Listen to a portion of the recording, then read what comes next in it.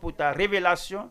Merci d'avoir ouvert nos yeux afin de voir comment nous avons abandonné le premier amour. Nous prions qu'en ce temps-ci, comme nous nous remettons entre tes mains à mieux travailler, aide-nous à donner tout ce que nous avons, tout ce que tu nous as donné. Nous te le redonnons dans ton service. Nous n'allons pas permettre à nos convertis de rétrograder et à embrasser leurs vomissures. Aide-nous à être plus diligents dans ce service. Nous te rendons grâce parce que tu nous as exaucés.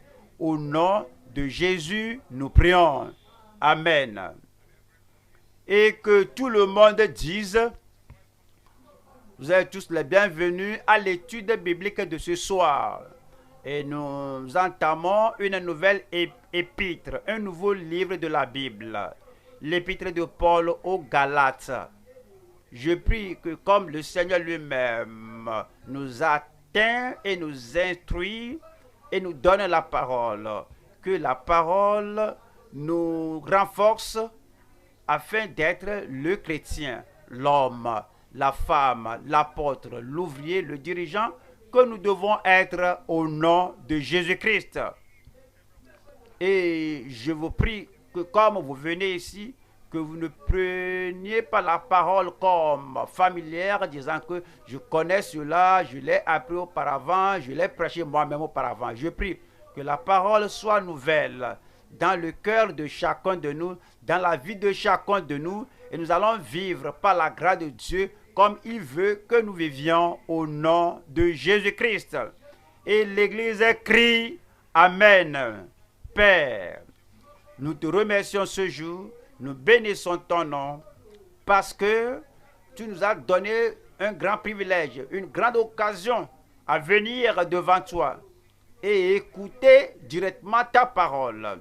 Nous prions, Seigneur, que ton esprit prenne tout ce que nous lisons, tout ce que nous apprenons et plante, sème cela, écrit cela sur la table de nos cœurs. Je prie que la force, la puissance pour nous focaliser, être en mesure de faire l'œuvre comme tu le veux, accorde cela à chacun de nous au nom de Jésus-Christ. Plus de grâce, plus de force et plus de renfort pour que nous marchions dans la voie de la justice tous les jours de notre vie au nom de Jésus-Christ.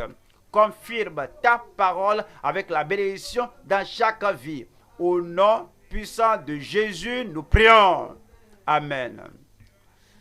Que le Seigneur vous bénisse, asseyez-vous. Nous allons au Galates 1, Galates chapitre 1, verset 1. Paul, apôtre, non de la part des hommes, ni par un homme, mais par Jésus-Christ et Dieu le Père, qui l'a ressuscité des morts. Verset 2. Et tous les frères qui sont avec moi aux églises de la Galatie. Verset 3. Que la grâce et la paix vous soient données de la part de Dieu le Père et de notre Seigneur Jésus-Christ. Verset 4. Ce Jésus-là, c'est lui qui s'est donné lui-même pour nos péchés, afin de nous arracher du présent siècle mauvais, selon la volonté de notre Dieu et Père. Et le verset 5 dit, à qui soit la gloire au siècle des siècles, et que tout le monde dise Amen.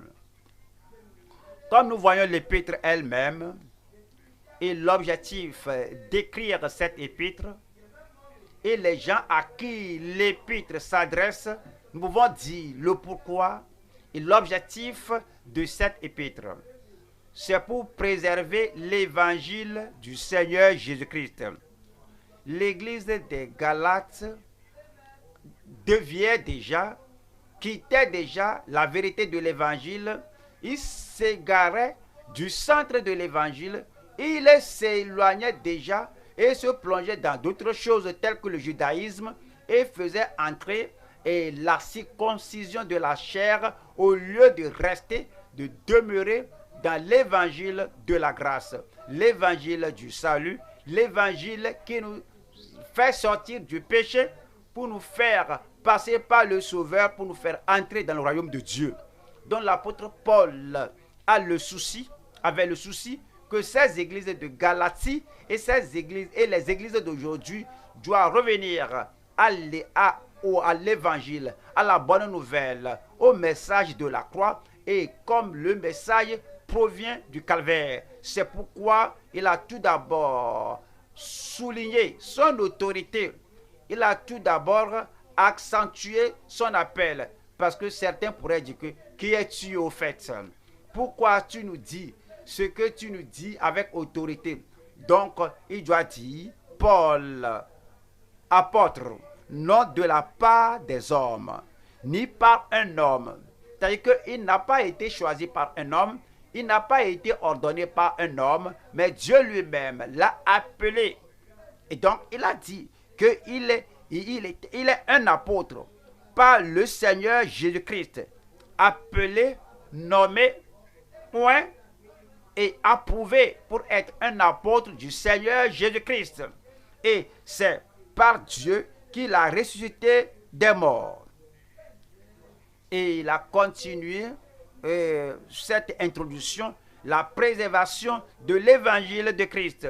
Nous allons voir 3 points aujourd'hui qui est Paul, un apôtre nommé par Christ et Dieu. Paul, un apôtre nommé, Paul, un apôtre choisi ou nommé par Christ et Dieu. 2. La paix, acceptée et appropriée à travers Christ par la grâce.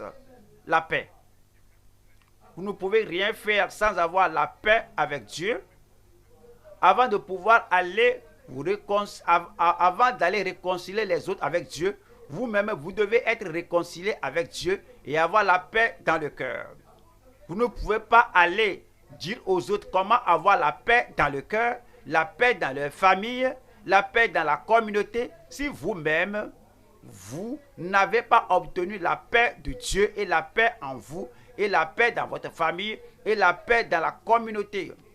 Votre nom, votre autorité, votre pouvoir, votre autorité n'auront aucun sens si vous n'avez pas la paix de Dieu dans le cœur. Être un apôtre, un prophète, un évangéliste, être un pasteur, un enseignant, un gagneur d'âme, un ouvrier, ou la position que vous détenez dans le royaume de Dieu.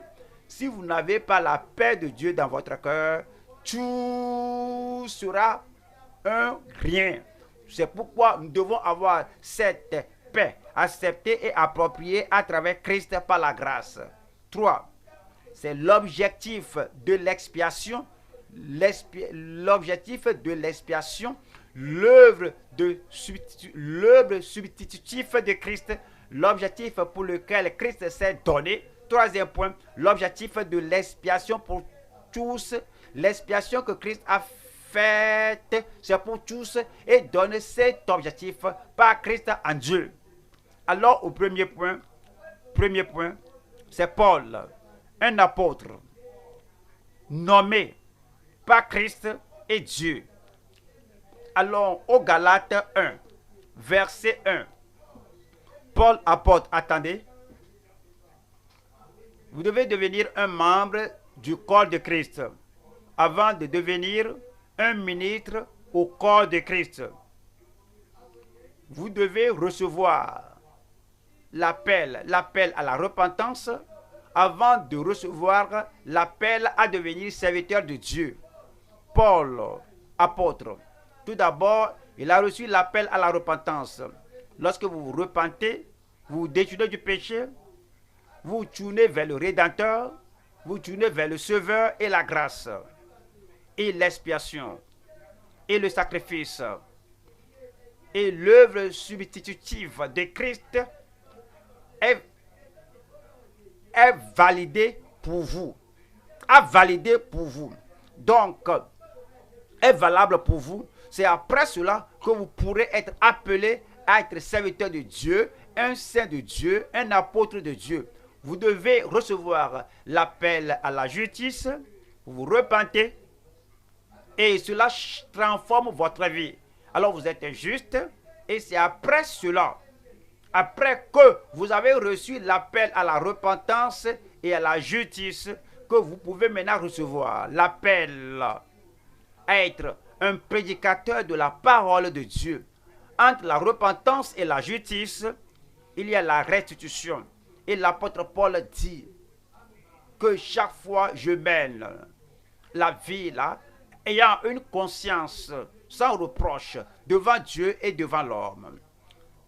Si tu es un voleur et tu as volé des choses d'autrui et ces choses-là sont encore avec toi et tu en fais usage et tu fais sonner de la trompette et tu cries que repentez-vous, repentez-vous. Et la personne de qui tu as volé la chose te regarde disant mais repentez et toi et ce que tu m'as volé. Tu es directeur. Ton directeur sait que tu détournais le fonds de la compagnie, tu volais les choses de la compagnie, ou bien tu voles les choses de la compagnie, et on sait que toi là, tu as un casier judiciaire sale. Tu dis que tu t'es repenti, tu n'as pas fait la restitution, et tu n'es pas juste devant le Seigneur. Et tu ne peux pas dire que je suis apôtre, je suis ambassadeur, je suis ouvrier, je suis ceci et cela. Tout d'abord, appelez à la repentance et appelez à la restitution et appelez à la justice. Et c'est après cela que le Seigneur vous appelle disant que je veux que tu prennes la même parole, le même évangile qui a agi dans ta vie, le même évangile qui t'a transformé. Prends-le, amène-le aux autres afin qu'il transforme la vie des autres. Numéro 1, il y a l'appel au salut. Et lorsque nous sommes sauvés, et l'Esprit de Dieu rend témoignage à notre cœur que nous sommes enfants de Dieu. Et ce salut-là est évident, factuel. Les gens peuvent le voir comme c'est vu dans la vie de l'apôtre Paul. Cet homme prêche l'évangile qu'il avait persécuté. Lorsque le salut-là est là, et c'est réel, donc on peut répondre à l'appel d'être serviteur de Dieu, l'appel à la sanctification. Nous ne pouvons pas porter la dépravation et la sensualité, la nature adamique et au fond de notre cœur, on n'a pas répondu à l'appel de Dieu, on n'est pas sanctifié, nous sommes appelés au salut.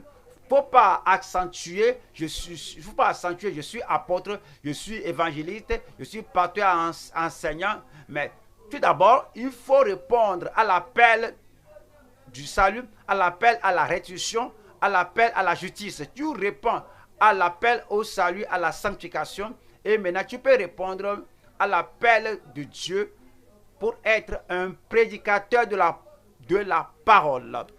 Paul l'apôtre, non de la part des hommes, ni par un homme, mais par Jésus-Christ et Dieu le Père, qui l'a ressuscité des morts. Et le verset 2. Et tous les frères qui sont avec moi aux églises de la Galatie. Nous allons voir 3 points ici. Numéro 1, sa nomination en tant qu'apôtre des païens. Et 2, son devoir en tant qu'ambassadeur avec la grâce. 3, son autorité et son ancre dans l'évangile. Voilà la première partie, c'est sa nomination en tant qu'apôtre des païens.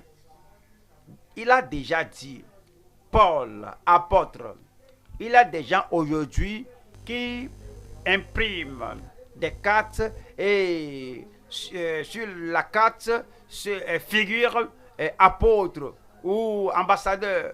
Ça, c'est un homme. Lorsque Dieu appelle un homme à un devoir et que Dieu le nomme, on voit l'évidence de cette œuvre à laquelle Dieu appelle la personne dans la vie de cette personne. Voyons, Actes des Apôtres, chapitre 9. Actes des Apôtres, chapitre 9, verset 6. Tremblant et saisi d'effroi, il dit, Seigneur, que veux-tu que je fasse?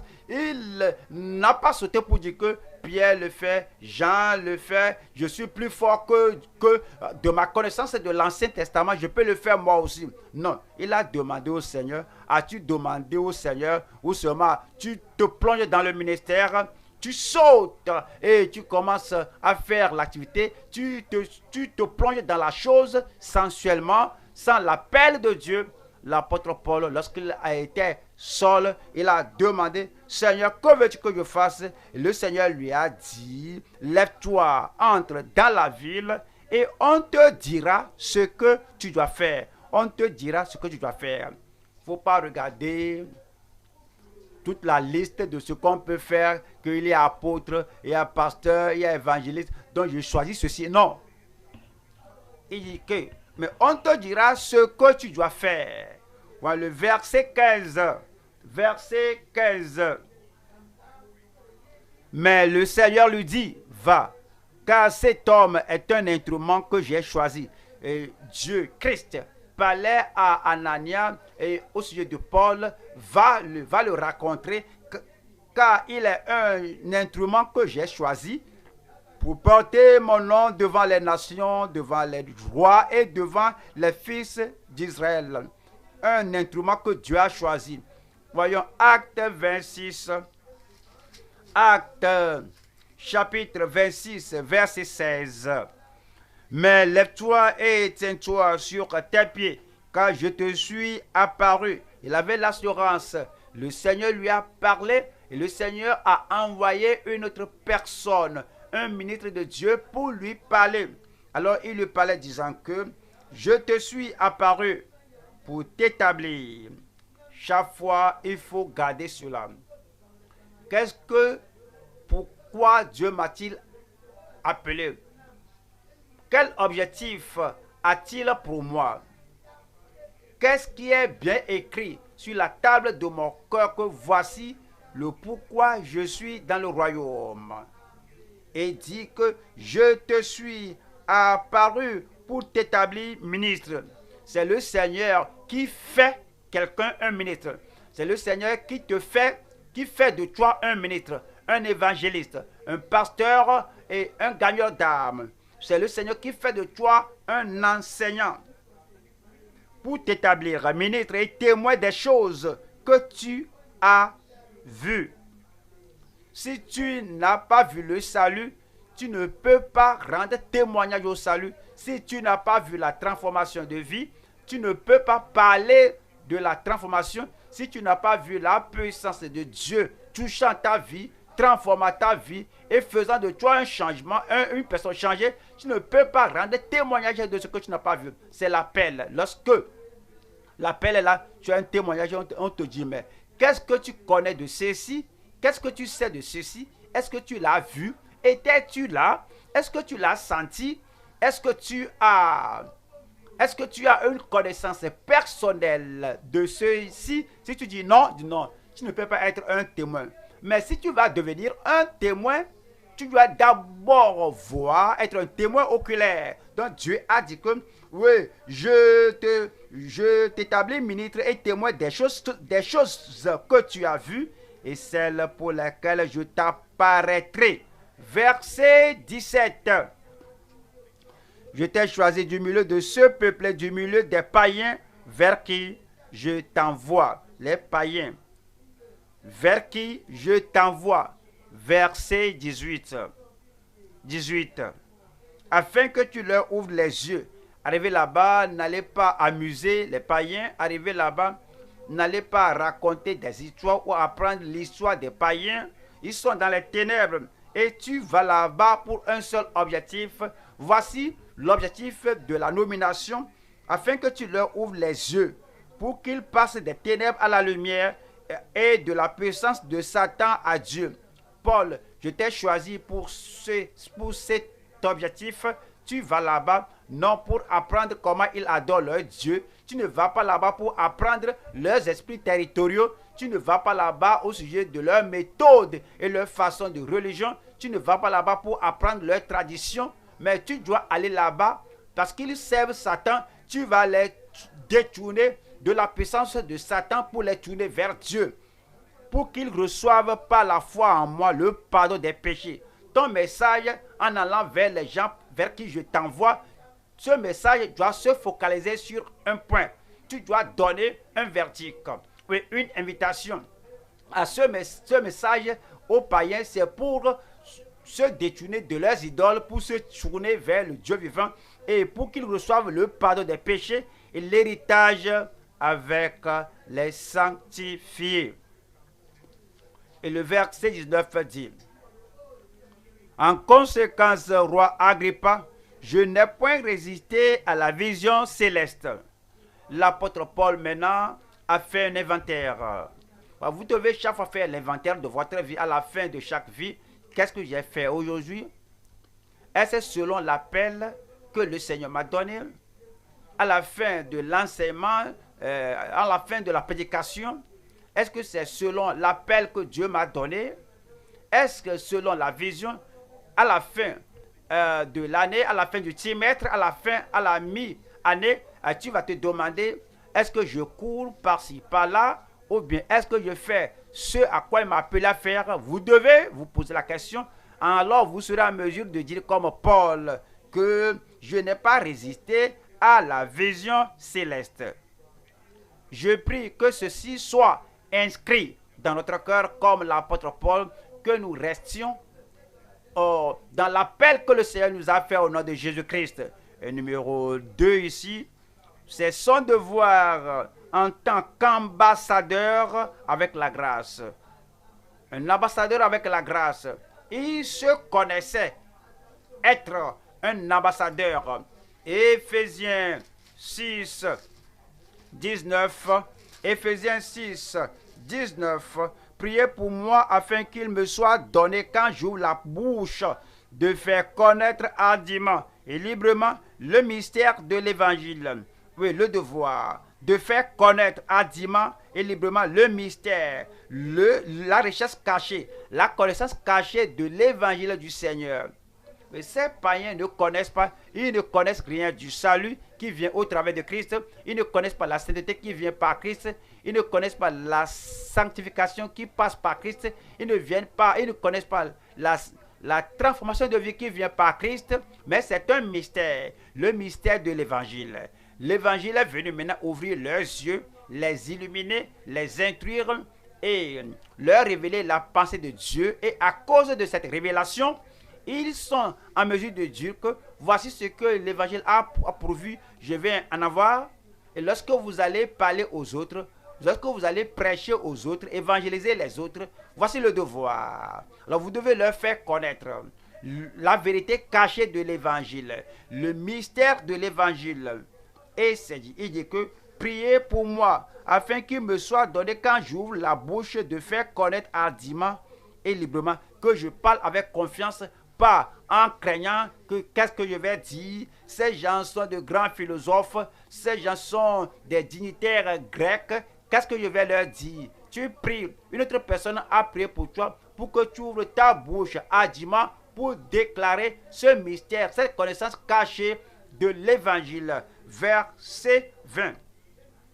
Pour lequel je suis ambassadeur. Il dit je suis ambassadeur. Comme il a dit, je suis apôtre. Oui, je suis sûr de cela. Il a aussi dit que je suis sûr de ceci. Je suis un ambassadeur. Oui, quoi qu'il soit arrêté, il dit que oui, il n'appréciait pas ce qu'il disait parce qu'il parlait du royaume céleste et le royaume terrestre ne comprenait pas ce que l'héros, le messager du royaume céleste leur annonçait et il a été lié à cause de cela. Mais vous savez, il a dit que de faire connaître hardiment et librement le mystère de l'évangile. Nous devons savoir ce que nous avons, qui nous sommes, quel est notre appel, ce qu'il nous a donné à faire. Et nous devons prier que Dieu nous donne l'ardeur, l'autorité pour déclarer tout ce qu'il nous a donné, tout ce qu'il nous a dit à déclarer, sans timidité, sans la crainte des hommes. Nous allons en 1 Corinthiens 3, verset 10.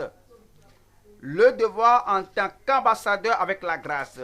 1 Corinthiens 3, verset 10. selon la grâce de Dieu qui m'a été donnée. Selon la grâce de Dieu qui m'a été donnée. Pour le salut, nous avons besoin de la grâce. Pour la sanctification, il nous faut la grâce. Pour le service, il faut la grâce. Il y a des gens, ils sont sauvés par la grâce et puis ils vont prêcher par leur propre force, par leur propre pouvoir. Ils ne savent pas qu'il y a la grâce pour toutes choses à laquelle nous sommes appelés à faire dans le royaume de Dieu. Se repentir, il faut la grâce. Faire la restitution, il faut la grâce. Pour mener la vie de justice, il faut la grâce. Pour abandonner le passé, devenir une nouvelle créature en Christ et les choses anciennes passées, que toutes choses deviennent nouvelles, il faut la grâce. Donc, il dit maintenant que au bornes de la voie, à chaque étape de la voie, dans mon ministère, la grâce hier, la grâce aujourd'hui, la grâce demain, la grâce à tout moment. Et selon la grâce de Dieu qui m'a été donnée, j'ai posé le fondement comme un sage architecte. Et c'est le devoir, c'est de poser le fondement. Christ est le fondement. Et si les fondements sont détruits, le juste, que ferait-il? Nous devons poser le fondement de la repentance, le fondement de la foi en Christ, le fondement du salut à travers Christ, le fondement de l'œuvre définie de la grâce dans le cœur, dans la vie de ceux qui nous écoutent. J'ai posé le fondement comme un sage architecte et un autre bâtit dessus, mais que chacun prenne garde à la manière dont il bâtit dessus. Verset 11. Car personne ne peut poser un autre fondement que celui qui a été posé, savoir Jésus-Christ. Oui, Christ est le sauveur, il est le fondement du salut. Il n'y a pas un autre fondement, il est le sanctificateur. La sanctification fait partie du fondement et il est le roi à venir, la seconde venue du Seigneur. La connaissance, la vérité qu'il reviendra à l'enlèvement et au second avènement, cela fait partie du fondement et c'est lui qui baptise dans le Saint-Esprit après être sauvé et on est sanctifié et puis on est immergé et plongé dans le Saint-Esprit. Vous recevrez une puissance. Le Saint-Esprit survenant sur vous. Vous serez mes témoins à Jérusalem, dans la Judée, dans la Samarie, jusqu'aux extrémités de la terre. Avez-vous reçu le Saint-Esprit depuis que vous avez cru? L'apôtre Paul leur a posé cette question et nous pose maintenant aujourd'hui. Es-tu sauvé? C'est le fondement du salut là-bas. Est-ce que le fondement du salut est dans ta vie? Es-tu sanctifié? Est-ce que le fondement de la sanctification là dans ton cœur? Est-ce que tu t'apprêtes pour l'enlèvement? Est-ce que la fondation de la préparation pour l'enlèvement est là dans ton cœur? Dans ton cœur, es-tu rempli, baptisé du Saint-Esprit? Est-ce ce fondement là-bas? Oh bien, tu es là, je suis seulement un chrétien. Moi, je suis seulement la Bible. Et le fondement. Ne vas-tu pas avoir le témoignage du fondement, de la puissance, de l'effusion du Saint-Esprit dans ta vie? Oh bien, tu abandonnes le fondement de l'évangélisation, aller partout le monde entier et prêcher l'évangile à toute la création. Celui qui croit et qui est baptisé sera sauvé, celui qui ne croit pas sera condamné. Est-ce que tu sais que cela fait partie du fondement qui nous a été donné? Le Seigneur veut qu'on se rappelle le fondement qu'il nous a donné afin que nous puissions bien faire l'œuvre d'un ambassadeur avec la grâce de Dieu. Il nous dit aux Éphésiens 3, 8, à moi qui suis le moindre de tous les saints, cette grâce a été accordée. Cette grâce a été accordée. Il savait qu'il avait la grâce. Il savait qu'il a reçu la grâce. Est-ce que vous savez que vous avez reçu la grâce? As-tu reçu la grâce de Dieu? Est-ce que l'Esprit de Dieu rend témoignage à toi que tu as la grâce de Dieu? Quel que soit ce qu'il m'a appelé à faire. Partout il m'a appelé de le faire. Je peux le faire. Comment le sais-tu? Parce que je puis tout par Christ qui me fortifie. Il m'a appelé à cela. à cause de cela, je peux.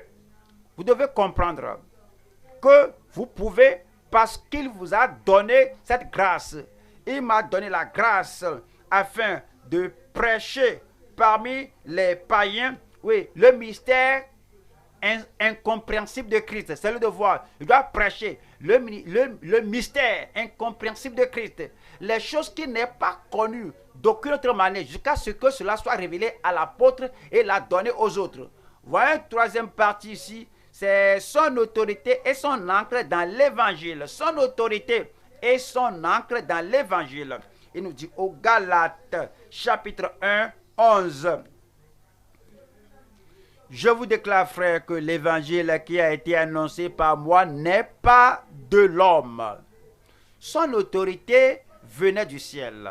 Son autorité provenait du trône de Dieu au ciel. Et il savait que parce que son autorité venait de Dieu, partout où il allait et qu'il déclarait cet évangile, le ciel le soutiendrait, le ciel le supporterait, le ciel va le supporter et le ciel sera de son côté et non du côté de ses persécuteurs. L'encre qu'il avait, c'était Dieu lui-même parce que je vous certifie, je vous donne l'assurance, frère, je veux que vous sachiez que l'évangile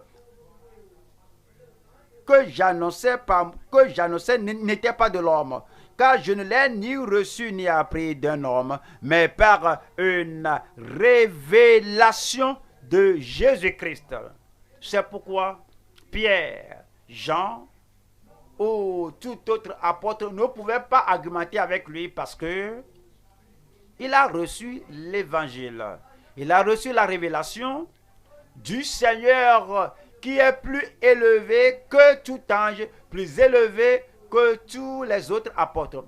Lorsque vous avez la parole qui vous est révélée et la parole est enseignée par l'Esprit de Dieu dans votre vie, vous n'allez pas craindre une personne qui argumente, vous n'allez pas craindre les critiques, vous n'allez pas craindre les réfuteurs parce que vous savez que vous ne l'avez pas reçu d'un homme, que vous avez été enseigné non par un homme, mais par la révélation de Jésus-Christ.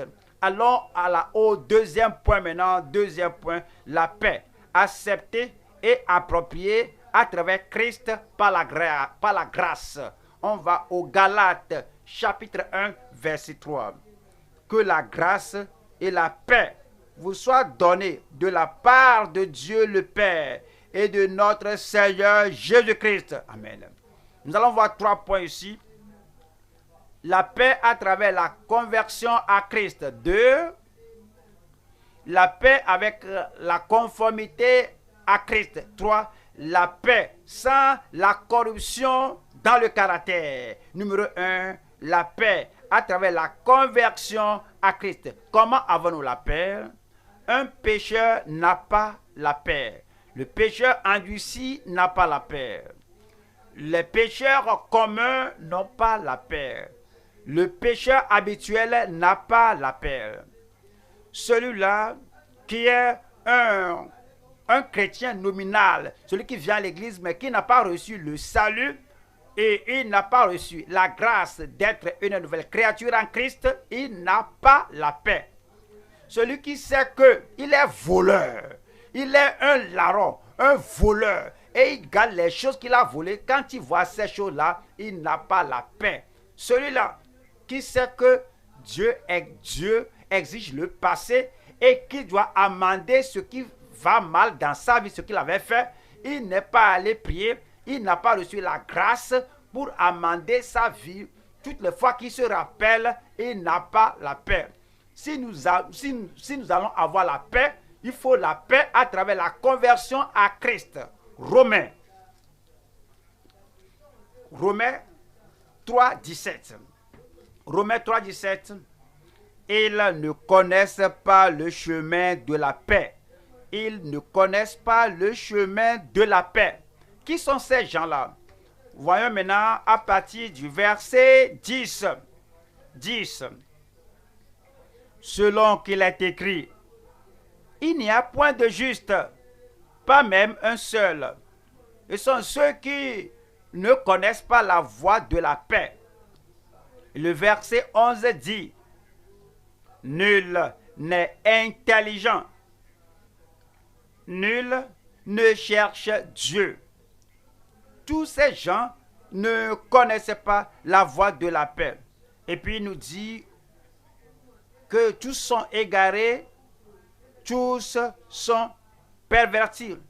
Ces gens n'ont pas la paix de Dieu parce qu'ils ne suivent pas la voie du Seigneur. Alors ils sont tous pervertis et sont devenus inutiles. Il n'en est aucun qui fasse le bien, pas même un seul. La personne n'a pas reçu la grâce de Dieu pour être transformée et avoir une nouvelle vie et faire du bien au lieu de faire le mal. Il n'a pas la paix. 13. Leur gosier est un sépulcre ouvert. Ils se servent de leur langue pour tromper le voleur, les séducteurs, l'hypocrite.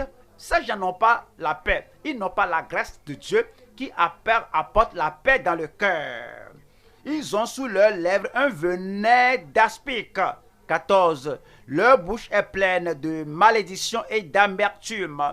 Les gens qui vivent comme le monde, qui parlent comme le monde, les gens qui maudissent comme le monde, les gens qui sont amers comme le monde, c'est dit qu'ils ne connaissent pas la voie du mal. 15. La voie de la paix. Ils ont les pieds légers pour répandre le sang. Ouais, ils ne prennent pas la vie de quelqu'un comme étant quelque chose d'important. La destruction et le malheur sont sur leur route. Quelle est la conclusion? 17. Ils ne connaissent pas le chemin de la paix. Comment allons-nous avoir la paix? Allons aux Éphésiens. Éphésiens chapitre 2. Éphésiens 2, verset 12.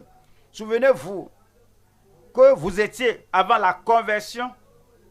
Vous êtes en ce temps-là, sans Christ, vous étiez sans Christ le Sauveur. Vous étiez sans Christ le Rédempteur. Vous étiez sans Christ, celui qui peut laver votre cœur, vous purifier. Ils étaient sans Christ. Christ le Sauveur. Christ l'autorité finale, le sacrifice final. Christ notre substitut. En ce temps-là, sans Christ, privé du droit de citer en Israël, étranger aux alliances de la promesse, sans espérance et sans Dieu dans le monde. C'est la situation de l'homme inconverti, de la femme inconvertie, de celui qui va à l'église, un chrétien nominal, celui qui porte la Bible et le contenu de la Bible, alors n'a pas été transféré à sa vie. Et le verset 13 dit, mais maintenant en Jésus-Christ, vous qui étiez jadis, c'est le passé, vous qui étiez jadis éloignés, vous avez été rapprochés par le sang de Christ. 14. Car il est notre paix. Le Sauveur est notre paix. Le substitut est notre paix. Il est devenu notre substitut. Il a porté notre culpabilité. Il a ôté notre condamnation. Il a ôté notre culpabilité. Il a ôté toutes les choses qui s'agissent dans notre cœur. Et tout est mis sur Christ. Et nous lui avons donné notre confession. Nous lui avons donné notre condamnation. Et il nous donne sa justice et sa rédemption. Parce que nous avons maintenant, oui, sa rédemption, sa justice. Et il a transformé notre vie. Maintenant, il est notre paix. Lui qui des deux n'en a fait qu'un et qui a renversé le mur de séparation. Lorsque vous venez au Seigneur et vous mettez tout votre poids sur le Seigneur, vous le transférez tous vos péchés, il y a un puissant changement dans votre cœur, vous êtes transformé, vous êtes converti, à travers la convertie, la paix vient dans votre vie. Romains 5, verset 1. Étant donc justifiés par la foi, nous avons la paix.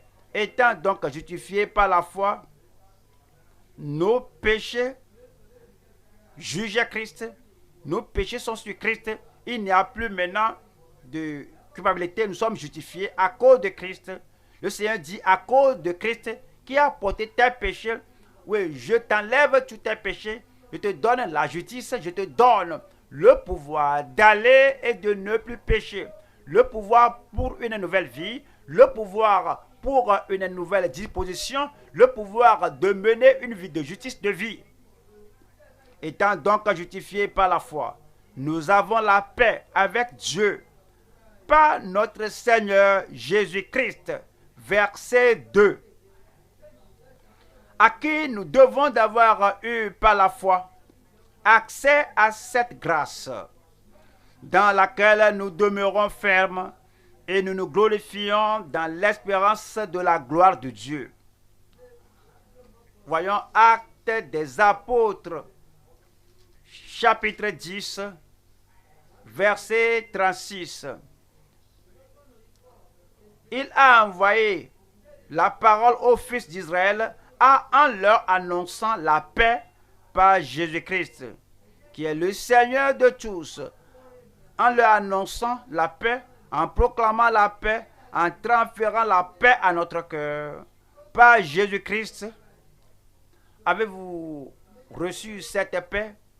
Lorsque vous vous rappelez le jour du jugement, est-ce que vous avez la paix? Lorsque vous rappelez la damnation des pécheurs, avez-vous la paix? Lorsque vous rappelez que Dieu s'irrite contre le méchant chaque jour, avez-vous la paix? Lorsque vous rappelez qu'il est réservé aux hommes de mourir une seule fois après que le jugement, as-tu la paix? Lorsque tu te rappelles que Dieu voit tout ce que tu fais, il connaît là où tu vas, et il connaît, et même il écrit cela dans son registre. Et si ces choses qui sont écrites contre toi, si elles ne sont pas effacées, si elles ne sont pas lavées, si elles ne sont pas annulées, comment pourrais-tu avoir la paix? Mais quand tu viens au Seigneur, tu dis, Seigneur, je sais que sans Christ, je suis perdu.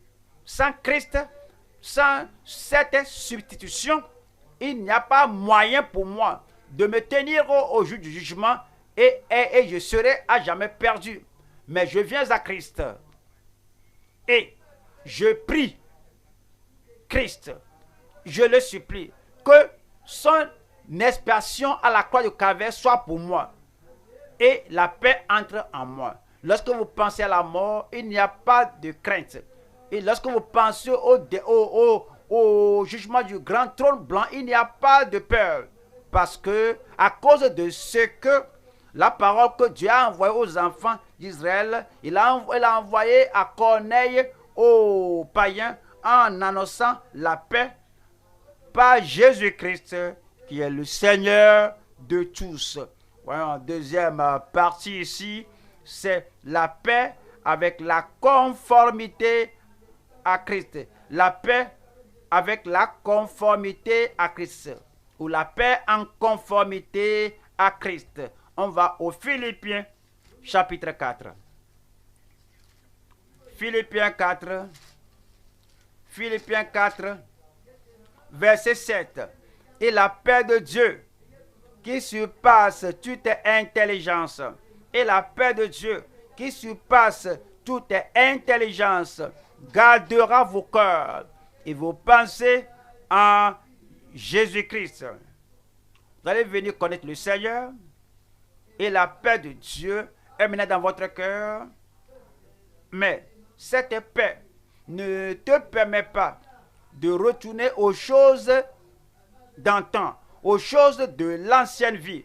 Verset 8 dit au reste, frère, maintenant que tu as la paix de Dieu, au reste, frère, que tout ce qui est vrai, tout ce qui est honorable, tout ce qui est juste, tout ce qui est pur, tout ce qui est aimable, tout ce qui mérite l'approbation, ce qui est vertueux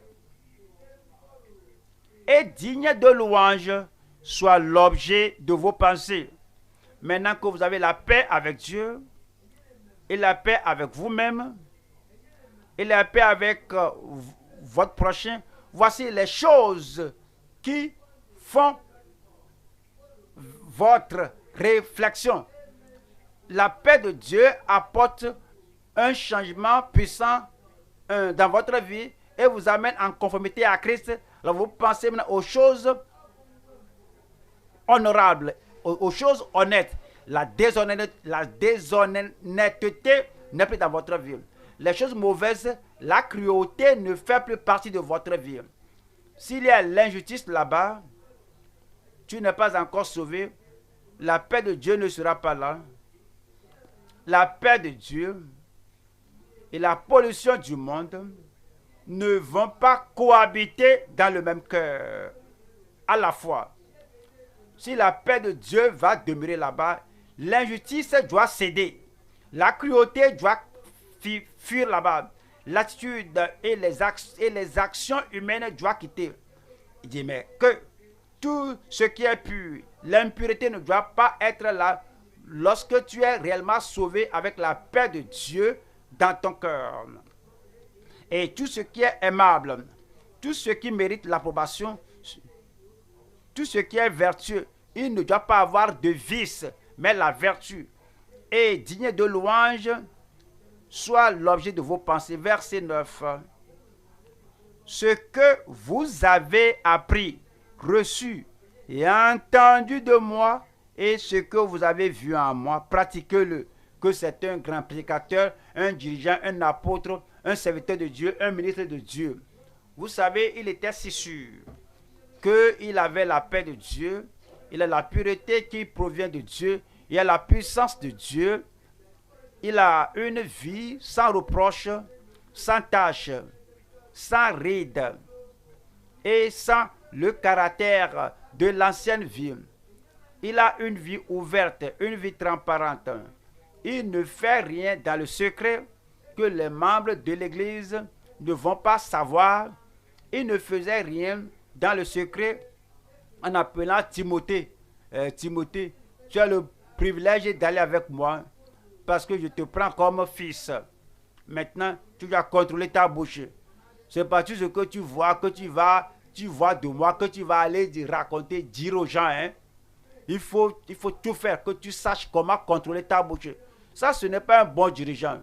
Un dirigeant qui dit à ses sujets et les gens qui l'accompagnent, qui voient, qui le voient, qui la voient en tout temps. Il ne faut pas dire aux gens ceci. Il ne faut pas partager ceci avec les gens. Ça, c'est ma vie privée. Je te prends comme mon fils. Je te prends comme ma fille. Je te prends comme mon fils. Chacun, tout homme a sa faiblesse. Voici ma faiblesse. Donc, je me confie en toi. N'en pas la personne. Ce n'est pas chrétien, ça. Un véritable enfant de Dieu qui a la paix de Dieu, il dit que ce que tu as vu, ce que tu as appris de moi, il a dit, pratique-le et le Dieu de paix sera avec vous. Amen. Le Dieu de paix sera avec vous. Amen. Et ce Dieu de paix va piétiner, écraser Satan sous vos pieds au nom de Jésus-Christ. Romains 14, verset 17. Romains 14, verset 17. Romains 14, 17. Car le royaume de Dieu, ce n'est pas le manger et le boire, mais la justice, la paix et la joie par le Saint-Esprit. Le royaume de Dieu, si vous êtes membre du corps de Christ, si vous êtes véritablement né de nouveau, si maintenant vous êtes citoyen du royaume de Dieu, il y aura la justice. S'il y a l'injustice, il n'y aura pas la paix. S'il y a le mal, s'il y a le péché secret, il n'y aura pas la paix. S'il y a quelque chose que vous faites de façon hypocrite entre vous et Dieu, il n'y aura pas la paix. Mais le royaume de Dieu, c'est la justice, la paix et la joie par le Saint-Esprit. La joie que vous avez est que vous avez la paix avec Dieu. Et si la trompette sonne maintenant, et que les morts en Christ ressuscitent, vous avez la confiance, l'assurance que vous irez avec les saints et quand ils entrent au ciel, vous avez la joie vous avez la joie. Dans le Saint-Esprit, vous avez la justice, vous avez aussi la paix. Et voyons, verset 19. Ainsi donc, recherchons ce qui contribue à la paix. Il faut faire un effort délibéré dans votre vie personnelle, dans votre service, là où vous travaillez, dans votre famille, à l'église, avec les membres de l'église, avec les dirigeants, avec tout le monde, tout ce que vous faites, que cela soit, cela engendre la foi, que cela engendre la paix, génère la paix. Ne soyez pas un fauteur de troubles, ne soyez pas un perturbateur, celui qui initie les arguments, les critiques. Vraiment, c'est mauvais. Si le roi de paix, le prince de la paix demeure en vous, ce ne serait pas toi qui initie le problème à tout moment. Donc, recherchons ce qui contribue à la paix et à l'édification mutuelle. Allons à 2 Pierre 3 ici. 2 Pierre 3, verset 11. Puisque donc toutes ces choses doivent se dissoudre, qu'elles ne doivent pas être la sainteté de votre conduite et votre piété. C'est ce qui amène la paix. Lorsque vous savez que toute conversation secrète entre l'homme et la femme, toute interaction avec les SMS que les gens envoient aujourd'hui et avec les images variées que les gens s'envoient et avec les enregistrements que les gens font, vous devez tout faire que tout cela doit vous faire avoir une bonne conduite et la sainteté et la piété. Parce que toutes ces choses seront dissoutes lorsque Christ viendra et les choses que vous envoyez passer cela, l'autre envoie à l'autre. Et s'il n'y a pas la sainteté là-bas, si cela n'engendre pas la sainteté dans le cœur des gens à qui vous envoyez ces choses-là, vous serez déçus au dernier jour. Je prie que vous ne soyez pas déçus. Que maintenant, nous allons vivre à telle enseigne que notre vie, oui, fait rendre les autres saints et purs. Verset 12. Tandis que vous attendez et hâtez l'avènement du jour de Dieu, à cause duquel les cieux enflammés se dissoudront et les éléments embrasés se fondront. Lorsque le Seigneur viendra, après que nous serons partis, le temps viendra où le feu de Dieu va dévaster, calciner, détruire tout ce que les gens amassent sur la terre.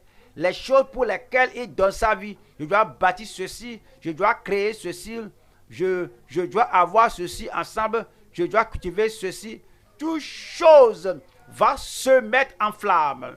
Mais ces choses qui seront dissoutes, ces choses qui seront brûlées, sont des choses auxquelles les gens donnent leur vie et ne pensent pas à l'éternité. Verset 13. Mais nous, pas eux, les gens du monde ne connaissent rien de l'avènement du Seigneur. Les gens du monde ne pensent pas à la préparation pour l'avènement du Seigneur. Mais nous attendons, selon sa promesse, de nouveaux cieux et une nouvelle terre où la justice habitera. L'injuste n'ira pas là. Ceux qui sont injustes dans leurs pensées, dans leurs réflexions, dans leur esprit, dans leur âme, dans leur cœur, et ils poursuivent le projet de l'injustice. Ils mènent une vie d'injustice. Ils ne seront pas là. Vous savez, nous attendons ce jour-là. Nous attendons cette situation et nous voulons entrer là. Les nouveaux cieux et une nouvelle terre où la justice habitera. S'il en est ainsi, comment allons-nous nous comporter? Comment allons-nous mener la vie? Verset 14. C'est pourquoi, bien-aimés, en entendant ces choses, appliquez-vous à être trouvés par lui sans tâche et impréhensible dans la paix. Dans la paix. Alors, il faut le rendre pratique maintenant. Il y a des gens, chaque nuit dans leur famille, ils vont argumenter, ils vont se bagarrer, ils vont s'insulter. Et cette colère va leur faire dire des choses mauvaises, mari et femme, ils vont aller dormir dans cette situation. Parce qu'ils ne vont pas dormir aussitôt. La chose là qui se sont lancés, alors ils vont ruminer cela. Et ils n'ont pas la foi, l'humilité pour aller l'un vers l'autre pour dire que on ne sait pas quand Christ viendra. Je suis désolé. Et ils sont très orgueilleux pour dire que excuse-moi d'avoir agi de cette manière, et dorment sur la colère, ils dorment avec les bagarres, avec les insultes, avec la violence. Peut-être ils ne sont pas mariés femmes. Ces jours d'user de portable téléphone, quelqu'un est là en Amérique ou au Canada, et toi tu es ici au pays, et ces gens se sont appelés avant de dormir. Mais qu'est-ce que tu veux dire par là? Et puis les deux ont argumenté, les deux se sont bagarrés sur le téléphone, l'autre a frappé le téléphone, l'autre a décroché et dit que ils sont, l'autre a raccroché le téléphone et dit qu'ils sont chrétiens.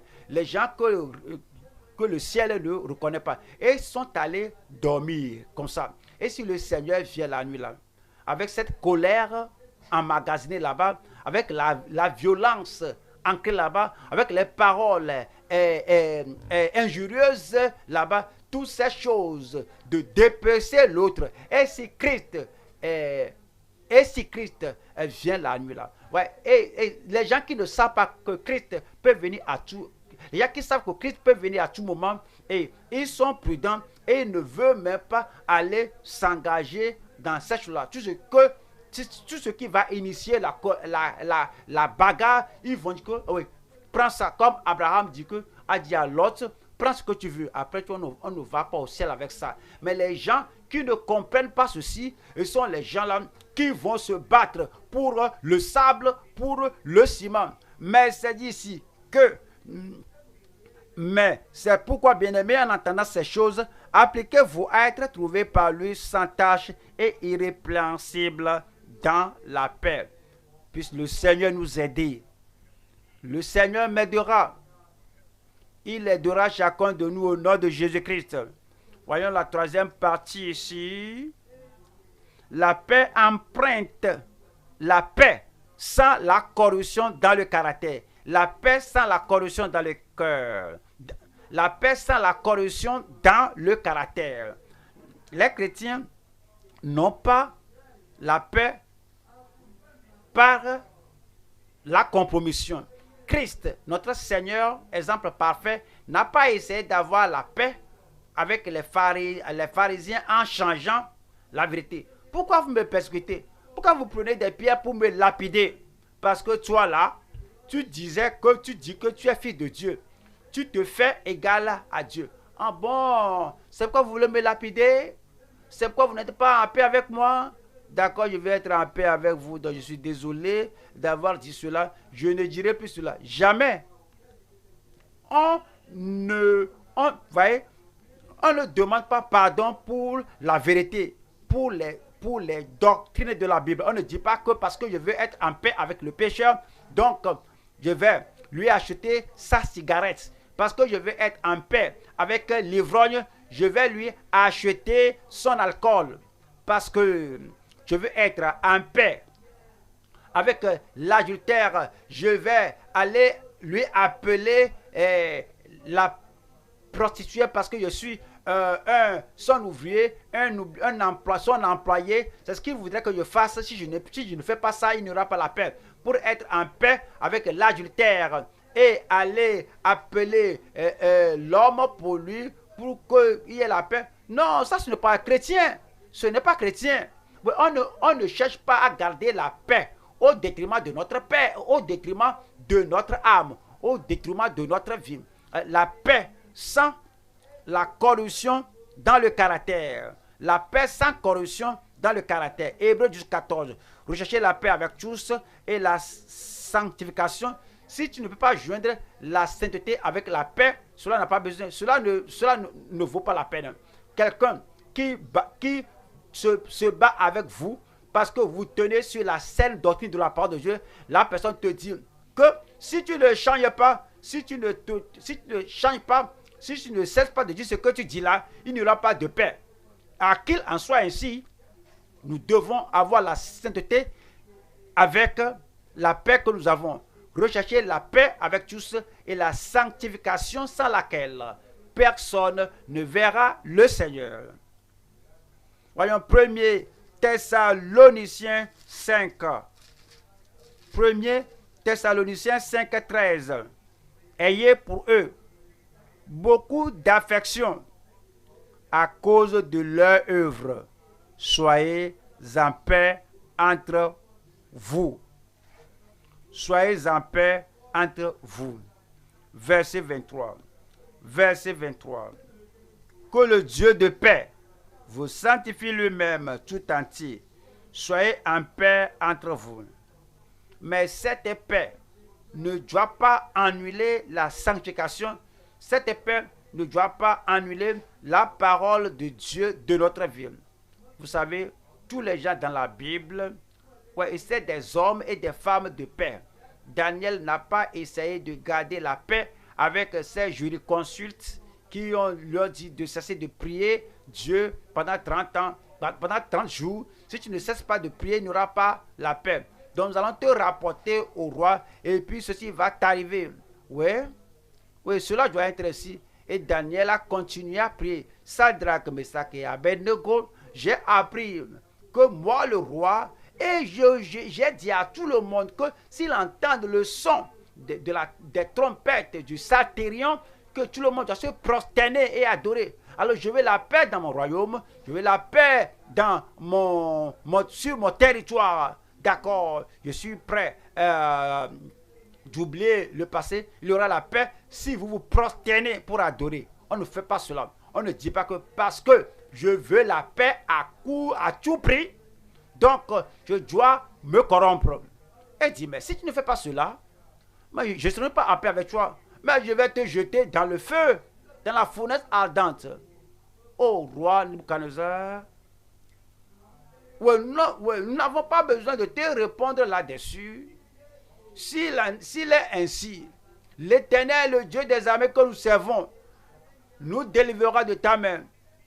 Sinon, la mort soudaine, la gloire soudaine. S'il dit qu'il ne va pas nous délivrer et que nous allions au ciel sitôt, qu'il en soit ainsi. Mais n'allons pas nous prosterner à ton image que tu as érigée. Et l'homme là, s'était irrité. Parce que Sadrach, Meshach et Abednego ne voulaient pas maintenir la paix au détriment de leurs âmes. Et ils étaient jetés dans le feu. Mais le quatrième, le Fils de Dieu, était arrivé là-bas, il était avec eux dans le feu. Et le feu ne les a pas consumés. Le feu ne les a pas consumés. La même chose. Dieu est le même. Jésus-Christ le même. Hier, aujourd'hui et éternellement. Si quelqu'un dit qu'il va continuer de te battre, il va continuer de s'opposer à toi, à moins que tu ne compromettes, nous ne pouvons pas compromettre. Nous aurons la paix dans notre cœur parce que nous obéissons à Dieu. C'est l'autre personne qui n'aura pas la paix parce qu'il s'oppose à Dieu. Le Dieu de paix va vous sanctifier et je prie que votre esprit, votre âme, que le Dieu de paix vous sanctifie, lui-même tout entier, et que tout votre être, l'esprit, l'âme et le corps soient conservés irrépréhensibles hors de l'avènement de notre Seigneur Jésus-Christ. 2 Corinthiens 13, 11. 2 Corinthiens 13, verset 11. Restez frères, soyez dans la joie. Perfectionnez-vous, consolez-vous, ayez un même sentiment, vivez en paix. Pourquoi conjoint mari et femme, mari chrétien, femme chrétienne, pourquoi l'argument chaque jour? Il n'y a pas de soumission entre le mari et sa femme. Le mari doit avoir sa volonté, la femme aussi la femme doit forcer, défoncer. Alors on argumente, on se débat pour l'argent, on argumente sur les affaires des parents, mais on ne peut même pas s'accorder pour de moindres choses. Mais on dit qu'on est sauvé. Ce salut-là est un salut local. Ce n'est pas le salut véritable qui vient du ciel. Le salut nous purifie. Le salut supprime, annule tous ces conflits et tous ces arguments. Et nous aurons la paix. Nous aurons la paix. Lorsque vous priez et que le Dieu de paix règne dans votre cœur et qu'il règne sans rival. Et toutes ces choses de ce monde ne vous importent plus. Et tout ce que vous attendez, c'est le son de la trompette. Et lorsque la trompette sonne, vous irez. Si c'est ce que vous attendez, toutes ces choses non essentielles, vous n'allez pas les prendre et mourir pour cela. Vous serez en paix, vivre en paix, et le Dieu de paix sera avec vous. Allons au troisième point maintenant. Troisième point, l'objectif de l'expiation pour tous par Christ en Dieu.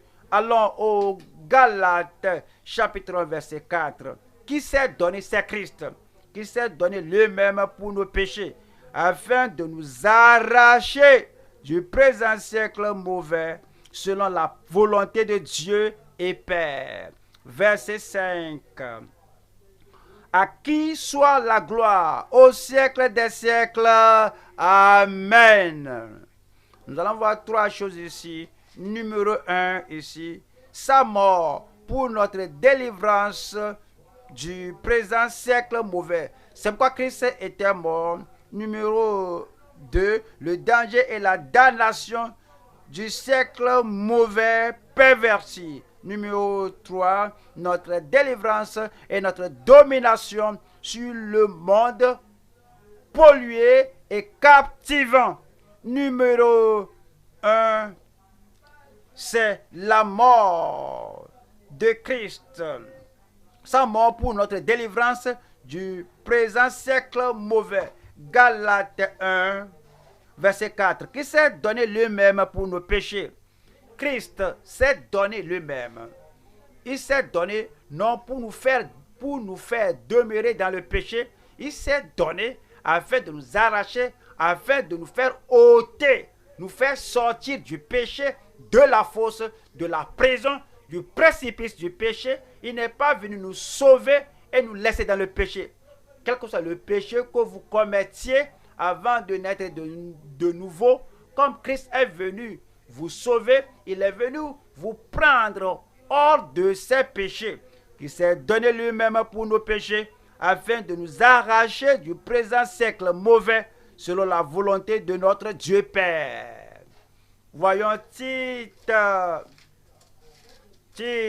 chapitre 2, 14, qui s'est donné lui-même pour nous, afin de nous arracher de toute iniquité, de toute iniquité, de toute iniquité. Vous savez, il n'y a pas de péché qui doit rester, il n'y a pas d'iniquité qui doit rester, il n'y a pas de transgression qui doit rester. Si une iniquité reste, demeure, c'est ton choix. Tu crois que tu gagnes quelque chose de délicieux, quelque chose de satisfaisant, parce que tu gagnes quelque chose de ce péché. C'est pourquoi tu t'y embrasses. Christ a la puissance. Il a le pouvoir de nous délivrer de tout péché. À moins que celui-là que tu embrasses, le péché qui va te fondrer, qui va t'affaisser dans la perdition éternelle. Alors il veut te délivrer de tout péché. Et il n'y a pas de péché mineur, il n'y a pas de péché personnel, il n'y a pas de péché clandestin dont il ne peut délivrer.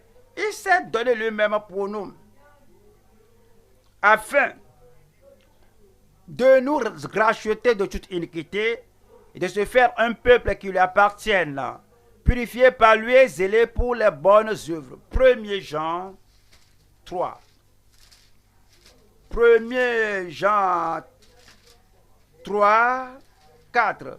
Quiconque pêche transgresse la loi, et le péché est la transgression de la loi. Verset 5.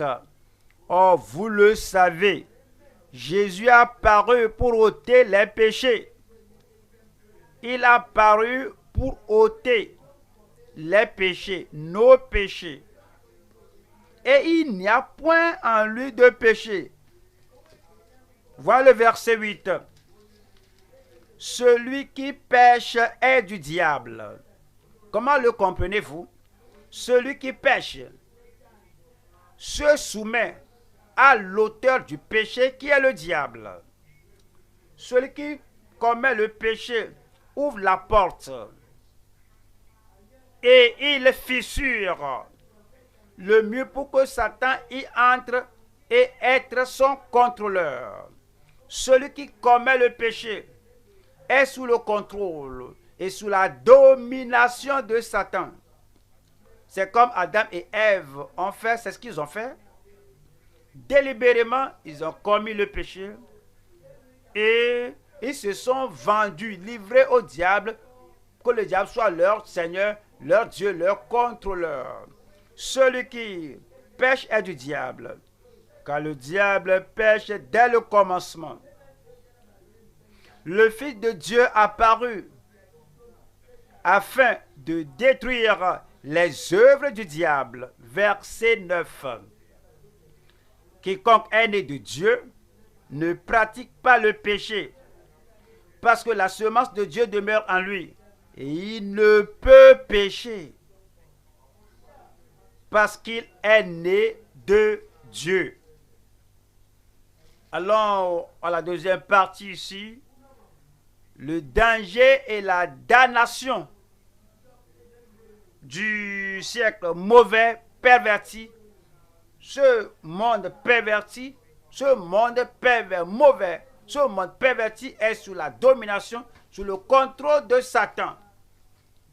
Deuxième Corinthiens, chapitre 4, verset 3. Si notre évangile est encore voilé, il l'est pour ceux qui périssent. 4. Pour les incrédules dont le Dieu de ce siècle a aveuglé l'intelligence, afin qu'ils ne visent pas briller. Les gens qui ne sont pas nés de nouveau, le Dieu de ce monde les aveugle. Et si toi tu acceptes cet aveuglement de Satan, tu fais de toi les gens du monde. Ils n'ont pas le salut et tu rejettes ton salut. Et pour les incrédules dont le Dieu de ce monde a aveuglé l'intelligence, afin qu'ils ne vissent pas briller la splendeur de l'évangile de la gloire de Christ, qui est l'image de Dieu.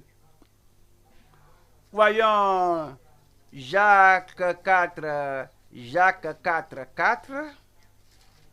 La parole de Dieu nous dit ici,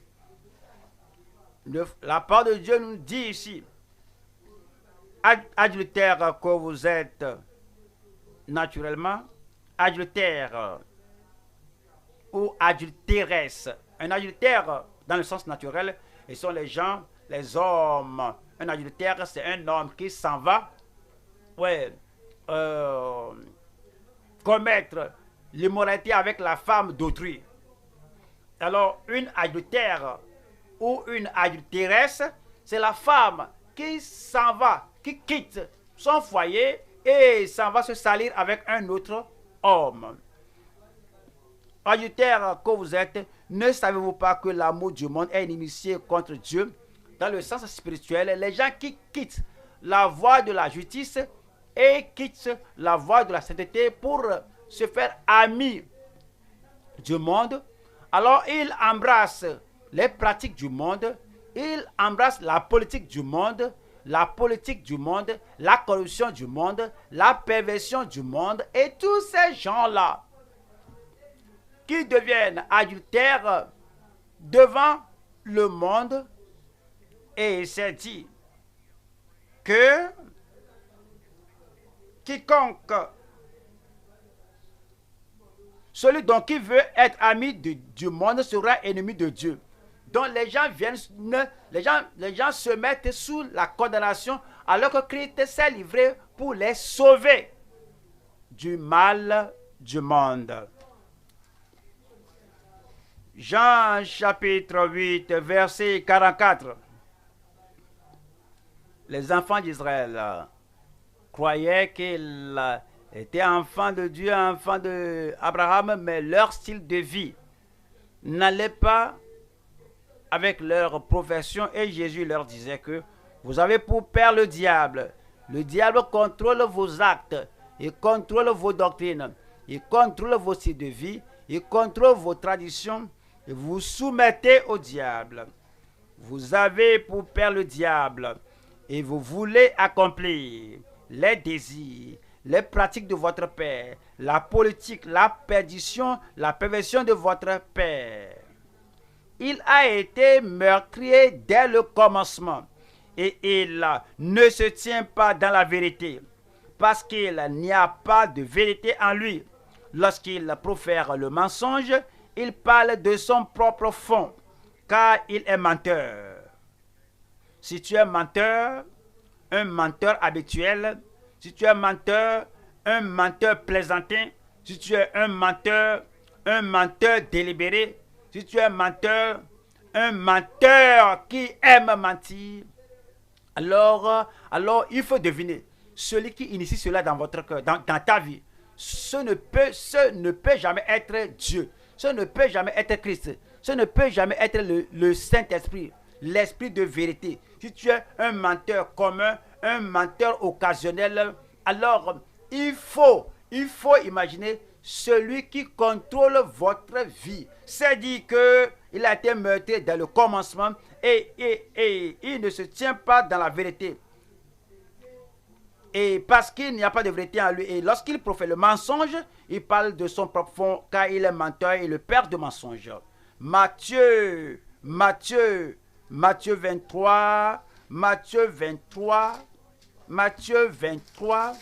33.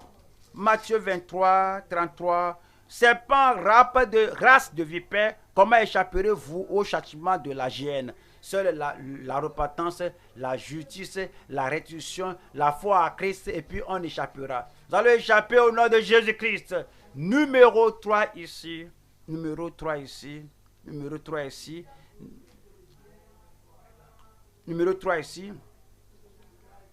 L'objectif de l'expiation pour tous par Christ en Dieu.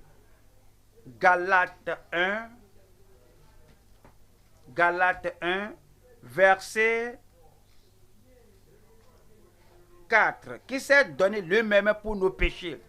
Le Fils éternel de Dieu, qui a quitté le trône de Dieu. Il a quitté la gloire de Dieu. De riche qu'il était, il s'est fait pauvre pour nous. Il s'est soumis pour être notre substitut, ton substitut, pour mourir à ta place. Est-ce que c'est le petit mensonge là qui est si précieux pour toi? Est-ce que c'est le petit acte charnel, sensuel qui est si précieux pour toi que tu abandonnes, que tu piétines? La mort de Christ à la croix de Calvaire, il est mort pour nous afin que nous puissions avoir la délivrance, la domination sur la domination sur le monde pervers et captivant. Et Galates 6, 14. Galates 6, 14. Pour ce qui me concerne, loin de moi la pensée de me glorifier d'autre chose que la croix de Christ. Jean 17, 14. Je leur ai donné ta parole et le monde les a haïs. Si tu pratiques ton soi-disant christianisme et le monde t'aime, les adultères t'aiment, et l'ancien copain, l'ancienne copine toujours et t'aime. Et les anciens fraudeurs est toujours éternel. Tu n'es pas chrétien. Hein? Si tu es chrétien, le monde va te haïr. Parce que tu ne vas pas vouloir continuer le type de vie avec eux et ils ne vont pas aussi t'aimer parce que ta vie est si différente. Je leur ai donné ta parole et le monde les a haïs parce qu'ils ne sont pas du monde comme moi, je ne suis pas du monde. Verset 15. Verset 15. Je ne te prie pas de les ôter du monde. Pourquoi? Nous avons une œuvre à faire. Il nous a sauvés, il nous a sanctifiés, il nous a amenés au service. Si nous sommes tous sortis du monde, comment les pécheurs là seront-ils sauvés? Je ne te prie pas de les ôter du monde, mais de les préserver du mal. Nous allons au monde pour évangéliser, pour prêcher, pour dire à ces pécheurs, sortez des ténèbres et venez à la lumière. Nous n'allons pas là-bas pour ramener leur pollution, leur pratique, leur mal, leur mauvaise vie. Ils nous sauvent du mal du monde. Verset 16, il a affirmé que ils ne sont pas du monde comme moi, je ne suis pas du monde. Il a vaincu pour nous et nous vainquons au nom de Jésus. 1er Jean 5, verset 4. 1er Jean 5, verset 4. Parce que tout ce qui est né de Dieu triomphe du monde. Et la victoire qui triomphe du monde, c'est notre foi. Voilà le verset 5. Qui est celui qui a triomphé du monde, sinon celui qui croit que Jésus est le Fils de Dieu. Verset 18. Il nous a dit, verset 18, nous savons que quiconque est né de Dieu ne pêche point, mais celui qui est né de Dieu se garde lui-même. Dieu vous donnera la grâce. Dieu vous donnera la vigilance. Et celui qui est né de Dieu se garde lui-même et le malin ne le touche pas. Il ne vous touchera pas. Il ne me touchera pas. Verset 19. Nous savons que nous sommes de Dieu et que le monde entier est sous la puissance du malin. Le monde est faible. Ces gens, ils n'ont pas de choix. Ils sont sous le contrôle du malin. Mais si vous êtes né de nouveau, vous êtes enfant de Dieu, vous êtes affranchi. Je dis vous êtes affranchi. Qui s'est donné lui-même afin de nous racheter, nous délivrer du présent siècle. À lui soit la gloire dans votre vie. À lui soit la domination dans votre vie. Et tout pouvoir qui lui appartient va couler à votre vie. Vous serez un vainqueur au nom de Jésus-Christ. Je serai vainqueur. Tenez-vous debout maintenant et parlez au Seigneur. Seigneur, aide-moi. Je serai un vainqueur.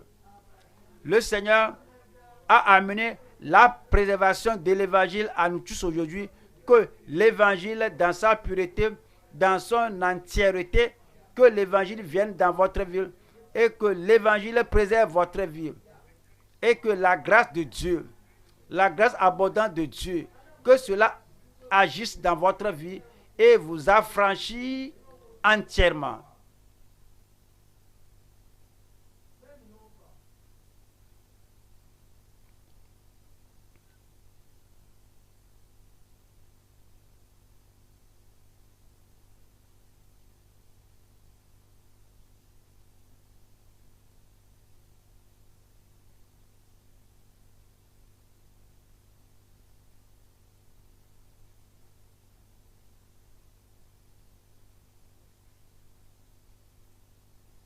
Le Seigneur nous a pas parlé cette nuit. voici l'heure d'invoquer le Seigneur, que sa puissance, que son esprit nous garde, nous préserve du siècle, du présent siècle mauvais qui est perverti, que Dieu nous préserve du monde entier, du monde mauvais. Mais grâce soit rendue à Dieu parce que Christ est venu nous affranchir et nous donne la domination sur le présent siècle mauvais. Priez que la puissance de Dieu vous garde. Invoquez le Seigneur. Invoquez le Seigneur, que sa puissance vous garde comme vous cherchez sa face. Si vous n'êtes pas né de nouveau, vous êtes là ce soir. Vous devez d'abord devenir enfant de Dieu avant de le servir. Vous devez devenir membre de la famille de Dieu avant de devenir un ministre de l'Évangile. Remettez-vous entre les mains du Seigneur, venez au calvaire, repentez-vous de vos péchés et priez que le Seigneur vous sauve ce jour. La grâce de Dieu est disponible. La grâce qui vient au travers du calvaire est abondante. La grâce est disponible pour ôter vos péchés comme vous vous repentez et par la grâce vous recevez le Seigneur Jésus-Christ. Ouvrez la bouche et invoquez le nom du Seigneur. Que la puissance de Dieu vienne sur vous ce jour. Et vous ne serez jamais vaincus par la perversion, par la pollution qui se trouve dans ce siècle mauvais. En tant qu'enfant de Dieu, pourquoi ne pas vous remettre entre les mains du Seigneur? Un enfant de Dieu sauvé, que le Dieu de paix règne entièrement dans votre cœur et que vous soyez affranchis de toute confusion dans le monde. Dans votre famille, vous serez un promoteur de la paix. Dans l'église, vous serez un promoteur de la paix. Dans la société, vous serez un propagateur de la paix de Dieu. Ouvrez la bouche et priez le Seigneur. Que le Dieu de la grâce, le Dieu de toute grâce, règne dans mon cœur.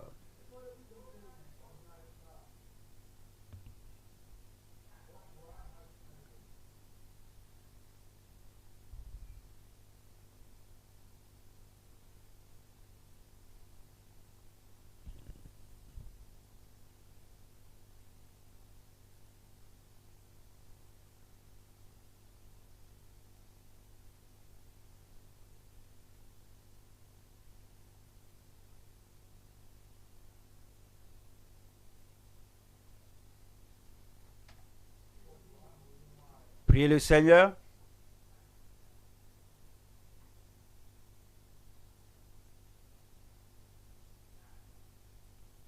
Que le Seigneur vous délivre de toute autre domination, qui vous délivre de la perversion dans le monde. Partout où vous vous trouvez,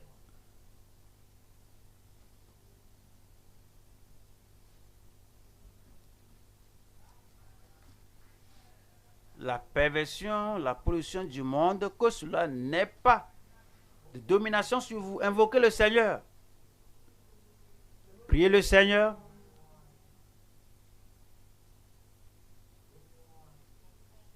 Que le Seigneur de toute grâce vous délivre.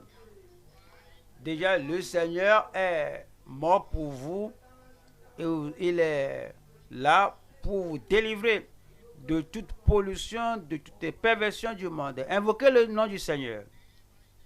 Que chaque jour, que vous soyez préservés, que vous soyez protégés, que vous soyez gardés par sa puissance de ce siècle mauvais. Ouvrez la bouche et priez le Seigneur. Tous les pièges dans le monde, le Seigneur vous en protégera. Comme vous menez une vie affranchie, une vie affranchie du péché, une vie non corrompue, affranchie des pollutions du monde. Invoquez le Seigneur, que le Seigneur lui-même vous donne le pouvoir et la grâce.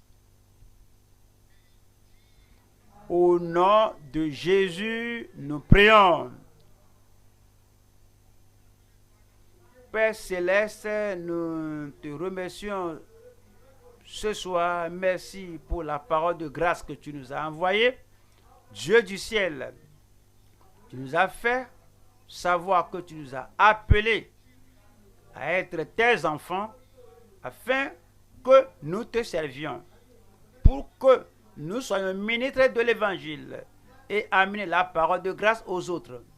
Et tu nous as appelés à mener la vie de grâce, affranchie du péché, une vie de victoire sur le péché, une vie de domination ici sur terre, en régnant dans le monde ici sur le péché, sur le moi, sur Satan et sur toutes les circonstances, sur la pollution et les perversions. Seigneur, je prie, comme tu nous as révélé ta pensée, l'abondance de la grâce qui coule du calvaire, que cela vienne dans chaque vie maintenant au nom de Jésus-Christ. Nous allons vivre sur le péché. Nous aurons la domination sur le moi et sur toutes les perversions du monde au nom de Jésus-Christ.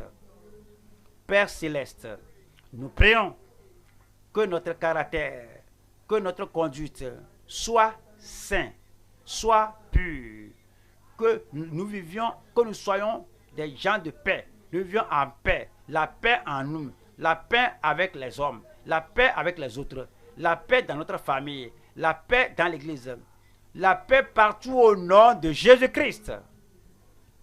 Père Céleste, nous prions que comme tu nous as enseigné, nous prions que ta puissance nous garde. Seigneur, nous n'allons pas tomber, mais nous allons te suivre pas à pas en menant la vie affranchie de toutes ces perversions au nom de Jésus. Nous remettons ton serviteur que tu as utilisé, que ton onction repose sur lui. Une nouvelle onction, une grande onction, une plus grande onction au nom de Jésus-Christ. Seigneur, comme il nous a parlé, nous aussi, nous irons dans le monde et nous allons propager l'évangile de la grâce de Dieu. Merci Seigneur, parce que tu nous as exaucés. Au nom de Jésus, nous prions. Amen.